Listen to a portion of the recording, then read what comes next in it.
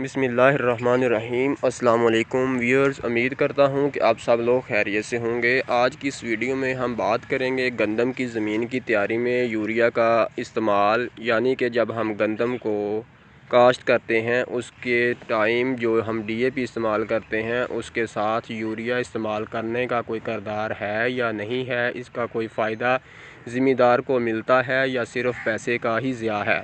आज हम इसके बारे में तफसीलन बात करेंगे।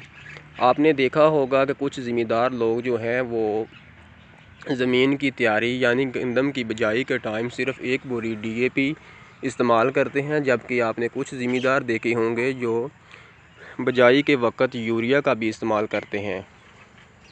उनका कहना यह है कि यूरिया जो है वो पौधे को जल्दी तैयार करती है। पहले पानी तक जाते हुए पौधा काफ़ी झाड़ यानी कि टिलर्स बना चुका होता है और पौधा जो है वो ज़्यादा टिलर्स बनाने की कैपेसिटी रखने की तैयारी करता है। सबसे पहले हम बात करते हैं कि जो नाइट्रोजन जिस फॉर्म में पौधा लेता है उसी फॉर्म में ज़ाया भी हो जाती है। आप समझते होंगे कि जब हम यूरिया इस्तेमाल करते हैं जो कि एक नाइट्रोजन फॉर्म है, जो कुछ फसल को मिलती है, कुछ ज़मीन के साथ फिक्स हो जाती है और कुछ पानी के साथ लीच डाउन भी हो जाती है। मतलब कि NH4 अमोनिया की फॉर्म में ज़मीन की अंदरूनी तह में फ़िक्स भी हो जाती है और नाइट्रेट NO3 की फॉर्म में लीच डाउन भी हो जाती है। यूरिया को अवेलेबल फॉर्म में कन्वर्ट होने के लिए 2 से 4 दिन चाहिए होते हैं। किसी भी न्यूट्रेंट की अवेलेबिलिटी मुख्तलिफ फैक्टर पर मुनहसर होती है। जहाँ पर pH ज़्यादा हो और थोड़ी नमी हो वहाँ पर यूरिया जल्दी हाइड्रोलाइज होकर अमोनियम और कार्बन डाइऑक्साइड में तब्दील हो जाएगी। अब जैसे नाइट्रोजन अवेलेबल होती है तब जड़ भी ना हो, नाइट्रोजन या ज़मीन के मुताबिक लीच डाउन हो जाएगी या फिर फिक्स हो जाएगी या फिर कुछ हिस्सा माइक्रोब इस्तेमाल कर लेंगे।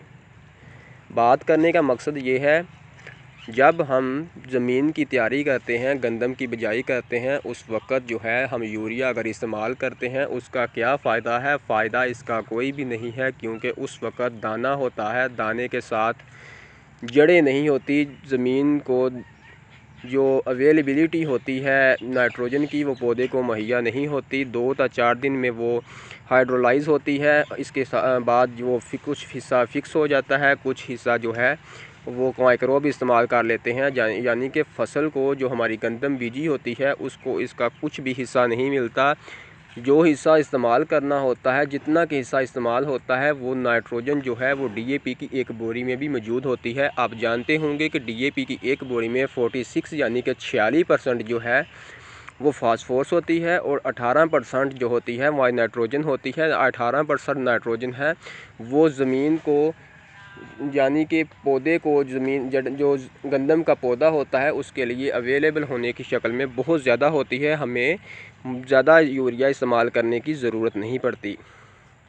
अब अगर आप किसी भी फसल में ज़मीन की तैयारी में यूरिया इस्तेमाल करते हो तो उसका फ़ायदा कम होगा। इसकी वजूहात क्या है? जब तक जड़ नहीं बनती पौधा कोई न्यूट्रिएंट नहीं लेता। नाइट्रोजन जल्दी अवेलेबल हो रही होती है और गंदम अगर बहुत ही मुनासिब भी ज़मीन टेम्परेचर हो तो 5 दिन में उगाव मुकम्मल होता है। शुरू में ज़मीन की तैयारी में हम डीएपी इस्तेमाल करते हैं तो एक बैग डीएपी में 9 किलोग्राम नाइट्रोजन मिलती है। वो नाइट्रोजन जो डीएपी में मौजूद वो शुरू में गंदम के लिए काफ़ी है। अब इतना कुछ तो ज़मीन में भी मौजूद होता है जो शुरू में पौधे को कुछ ना कुछ नाइट्रोजन मिल ही जाती है और डीएपी के अंदर जो नाइट्रोजन वो अलग से है। ज़मीन में अगर 1% भी ऑर्गेनिक मैटर हो तो इसका मतलब 11 किलोग्राम आपकी नाइट्रोजन अवेलेबल फॉर्म में ज़मीन में मौजूद होती है, जो शुरू में पौधों के लिए काफ़ी होती है। इसके अलावा अगर 1 टन के करीब कपास की छड़ियाँ रोटावेटर करके ज़मीन में मिक्स करते हैं तो 34 किलोग्राम यूरिया यानी कि 34 किलोग्राम नाइट्रोजन उसमें भी मिल सकती है। पहला पानी ज़मीन के मुताबिक 18 से 25 दिन में लगाएं। अगर इस पर पानी पर यूरिया के साथ ग्रैनुलर जिंक सल्फेट 33% इस्तेमाल करें 3 से 4 किलोग्राम, ताकि आप टिलरिंग बेहतर कर सकें। जितनी टेलरिंग होगी उतना अच्छा रिज़ल्ट मिलेगा। अपनी गंदम की बेहतरीन पैदावार लेने के लिए गंदम का मुकम्मल प्लान डिस्कस कर सकते हैं। सही वक्त पर सही मकदार सही मुनासिब सोर्स इस्तेमाल करने से आपको अच्छा रिज़ल्ट मिलेगा।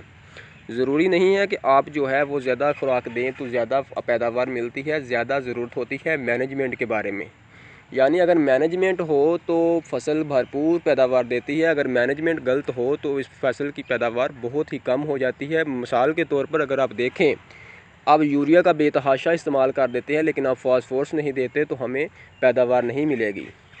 अगर आप फास्फोरस और यूरिया तो दे देते हैं लेकिन पोटाश नहीं देते तो हमें पैदावार नहीं मिलेगी।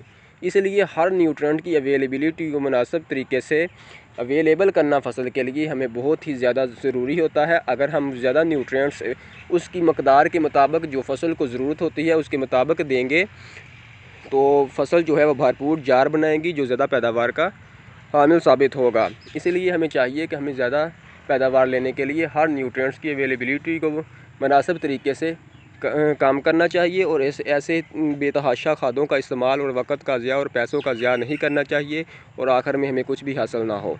DAP की 1 बोरी, यूरिया 2 बोरी और जो है पोटाश वो आप 25 किलोग्राम फ़ी एकड़ इस्तेमाल कर लेते हैं और एंड पे 2-3 स्प्रे कर लेते हैं तो आप एक अच्छी पैदावार हासिल कर सकते हैं।